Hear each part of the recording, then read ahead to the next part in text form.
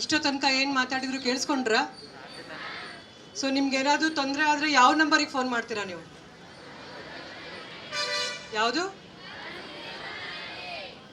No, ಸೈಬರ್ದು ಹೇಳ್ತಾ ಇದ್ದಾರೆ. ಹೌದು, ನೀವೆಲ್ಲ ಮೊಬೈಲ್ ಜಾಸ್ತಿ ಯೂಸ್ ಮಾಡ್ತೀರಾ, ಅದಕ್ಕೆ ಸೈಬರ್ದು ಮಾತ್ರ ಗೊತ್ತಿದೆ. ಏನೋ ತೊಂದರೆ ಆಯಿತು, ನಿಮಗೆ ಏನದು ವೆರಿ ಸಸ್ಪಿಷಿಯಸ್ ಆಕ್ಟಿವಿಟಿ ಕಾಣಿಸ್ತು, ಯಾರೋ ಹಿಂದೆಯಿಂದ ಬರ್ತಾ ಇದ್ರು, ನಿಮಗೆ ಒಂದು ಗಾಡಿ ಬರುತ್ತೆ ನಮ್ಮ ಸಿಟಿಲಿ, ಯಾವುದದು? 112. ಎಸ್, ಸಾಕು, ಇಷ್ಟು ಗೊತ್ತಿದ್ರೆ ಸಾಕು ನಿಮಗೆ. ಸೊ ಟ್ರಾಫಿಕ್ ರೂಲ್ಸ್ ಬಗ್ಗೆನೂ ಗೊತ್ತಿದೆನಾ? ಏನು ಮಾಡಬೇಕು? ಹೆಲ್ಮೆಟ್ ಹಾಕೋಬೇಕು. ಸೊ ನಿಮ್ಮ ಪೇರೆಂಟ್ಸ್ಗೆ ಹೇಳಬೇಕು, ನೀವು ಅವ್ರ ಮನೆ ಬಿಟ್ಟು ಹೊರಗಡೆ ಹೋಗ್ಬೇಕಾದ್ರೆ ವಿತೌಟ್ ಹೆಲ್ಮೆಟ್ ಹೋಗೋ ಹಾಗಿಲ್ಲ ಅಂತ ಹೇಳಿ. ಸೊ ಇಲ್ಲೆಲ್ಲ ಮಕ್ಕಳೇ ಇರೋದ್ರಿಂದ ಸೊ ನಿಮಗೆ ಹೇಗೆ ಅರ್ಥ ಆಗುತ್ತೋ ಹಾಗೆ ಹೇಳಬೇಕು. ನಿಮಗೆಲ್ಲ ಗೊತ್ತಿದೆ, ಈಗ ಇಬ್ರು DCPs ಹೇಳಿದರು, ನಾವು ಕ್ರೈಮ್ ಪ್ರಿವೆನ್ಷನ್ ಮಂತ್ ಅಂತ ಮಾಡ್ತೀವಿ.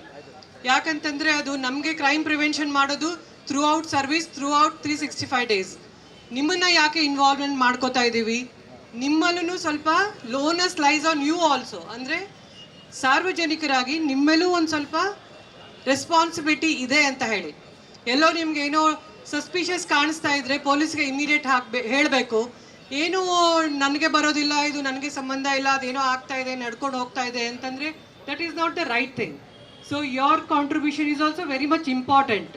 ನೀವು ನಮ್ಮ ಜೊತೆಗೆ ಕೈ ಸೇರಿಸಿದ್ರೆ ಡೆಫಿನೆಟ್ ಆಗಿ ನಾವು ನಿಮ್ಮನ್ನು ಸೇಫ್ಟಿಯಾಗಿ ಇಡ್ಬೋದು.